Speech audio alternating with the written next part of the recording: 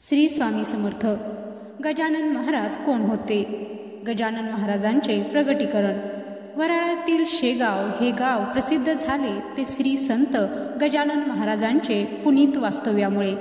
शेगाव हे बुलढाणा जिल्ह्यातील गाव सध्या तालुक्याचे ठिकाण असून पूर्वी खामगाव तालुक्यातील प्रमुख शहर म्हणून प्रसिद्ध होते. फार पूर्वी या गावचे नाव शिवगाव असे होते. पुढे त्याचा अपभ्रंश होऊन शेगाव असे नाव रूढ झाले. संत गजानन महाराज शेगावात माघ महिन्यात वद्य सप्तमी दिवशी भक्तांच्या कल्याणासाठी सर्वप्रथम प्रगटले. तो दिवस होता शके 1800 म्हणजे 23 फेब्रुवारी 1878 रोजीचा.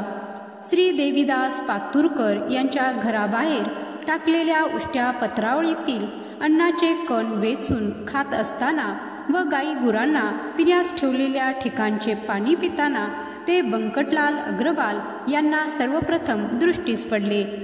गणगण गणात बोते हे अहर्निश त्यांचे भजन चालत असल्यामुळे लोकांनी त्यांना श्री गजानन महाराज हे नाव दिले. सुमारे 32 वर्ष गजानन महाराजांनी भक्तजनांना या परिसरातून मार्गदर्शन केले. चैतन्यमय देहाने सर्वत्र संचार केला. दिगंबर वृत्तीच्या या अवलिया गजाननांनी विविध चमत्कार करून अनेकांना साक्षात्कार घडविला. त्यावेळी त्यांनी लोकांना भक्ती मार्गाचे महत्त्व पटवून दिले. ते सिद्धयोगी पुरुष होते. अद्वैत ब्रह्माचा सिद्धांत महाराजांच्या गणगण गणात बोते या सिद्ध मंत्रात व्यक्त झाला आहे. कुत्रा, गाय, घोडा यांना वश करून चराचरात भगवंत भरून राहिला आहे हेही त्यांनी सोदाहरण दाखविले.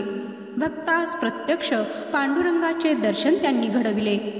महाराजांच्या तीर्थानेच जानराव देशमुख मरणोन्मुख स्थितीतून बरे झाले. अनेकांचे गर्वहरणही त्यांनी केले.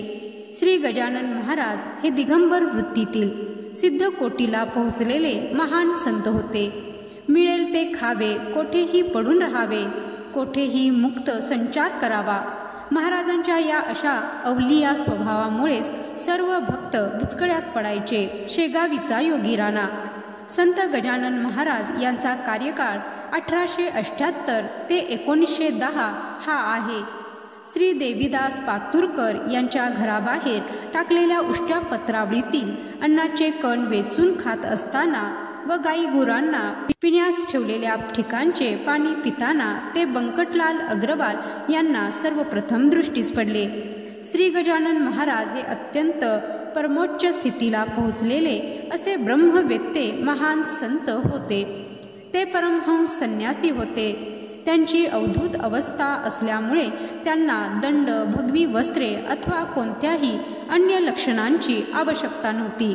त्यांनी स्वतःच्या या संन्याश्रमाचा उच्चार अनेक वेळा करूनही दाखविला आहे. त्याचप्रमाणे त्यांनी परमहंस संन्याशाच्या रूपाने आपल्या भक्तांना दर्शन दिल्याचेही अनेक उल्लेख श्री गजानन विजय या पोथीमध्ये आलेले आहेत. एक दिवस बाल अवस्थेतील गजानन महाराज पहाटेच्या वेळी अक्कलकोटला स्वामी समर्थांच्या आश्रमात पोचले. त्यावेळी अक्कलकोट स्वामी भक्तांना उपदेश करीत होते. महाराज स्वामींना भेटता क्षणी त्यांनी एकमेकांना परस्पर ओळखले. स्वामींनी बाल गजाननाची मूर्ती निहाळली.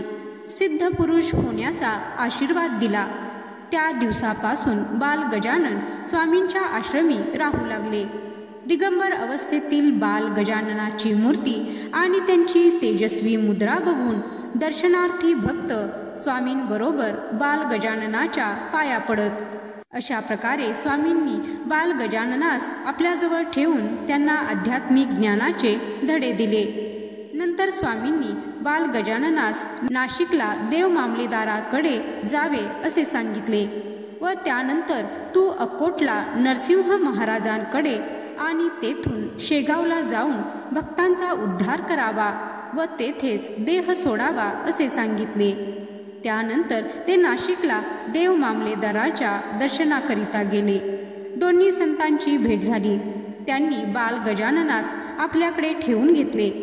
देव मामलेदारांनी देह सोडण्या अगोदर संत गजाननास सांगितले की स्वामी समर्थांच्या वचनानुसार विदर्भातील शेगाव या गावी जाऊन तो भक्तांचा उद्धार करावा व तिथे देह सोडावा हे विसरू नको.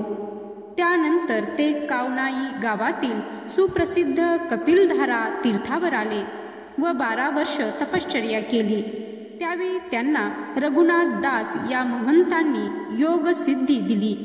या योगसिद्धीनंतर ते महंतांच्या आदेशानुसार नाशिकला आले व एका वटवृक्षाखाली राहू लागले. त्यावेळी नाशिकला विशाल संत मेळा भरला होता. त्या संत मेळाव्यात विदर्भातील लाड कारंजा या गावचे बाळशास्त्री गाडगे आले होते. त्यांची नजर तेजपुंज अशा बाल गजाननावर गेली आणि त्यांनी त्यांना आदरपूर्वक प्रार्थना करून लाड कारंजा या गावी आपल्या घरी आणले. येथे बाल गजाननास बघण्यास व त्यांची पूजा अर्चा करण्यास गर्दी होऊ लागली व लोक त्यांना कपडे अलंकार व भेटवस्तू देऊ लागले.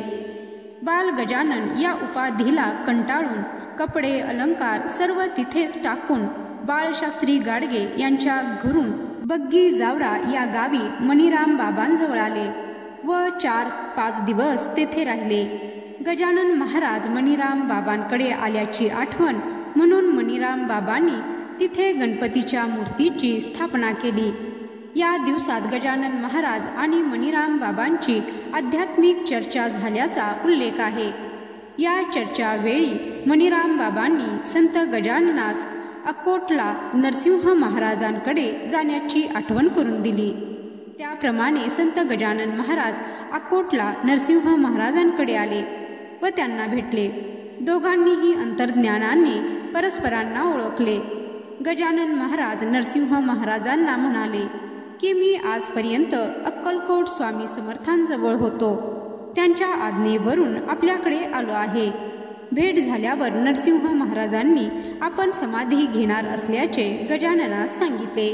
त्यानंतर तू माझे क्रियाकर्म करून शेगावला भक्तांचा उद्धार करण्याकरिता जावे असे सुचविले. नरसिंह महाराजांनी समाधी घेण्याअगोदर गजाननास अष्टसिद्धी प्राप्ती शिकवली व आपल्या काही शक्ती त्यांच्यात संप्रेरित केल्या. अशा प्रकारे गजानन नरसिंह महाराजांच्या विनंतीवरून शेगावला आले. सुमारे 32 वर्ष गजानन महाराजांनी भक्तजनांना या परिसरातून मार्गदर्शन केले. चैतन्यमय देहाने सर्वत्र संचार केला. दिगंबर वृत्तीच्या या अवलिया गजाननांनी विविध चमत्कार करून अनेकांना साक्षात्कार घडविला. त्यावेळी त्यांनी लोकांना भक्ती मार्गाचे महत्त्व पटवून सांगितले. महाराजांना झुणका भाकरी सोबतच मुळ्याच्या शेंगा, पिठी साखर, हिरव्या मिरच्या अतिशय आवडत असत. म्हणून आजही गजानन महाराजांच्या भंडाऱ्यासाठी इतर पक्वांना व्यतिरिक्त ज्वारीची भाकरी, पिठले आणि आंबाडीची भाजी अवश्य करतात. गणगण गणात बोते हा त्यांचा आवडता मंत्र, ज्याचा ते अखंड जप करीत. किंबहुना त्यामुळेच त्यांना गिनगिने बुवा वा गजानन महाराज अशी नावे पडली.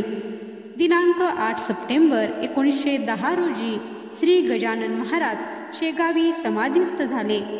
श्री गजाननाच्या वास्तव्याने शेगाव अलौकिक चैतन्याने प्रभावी संतपीठच बनले. जय गजानन महाराज. गणगण गणात बोते. जय श्री स्वामी समर्थ.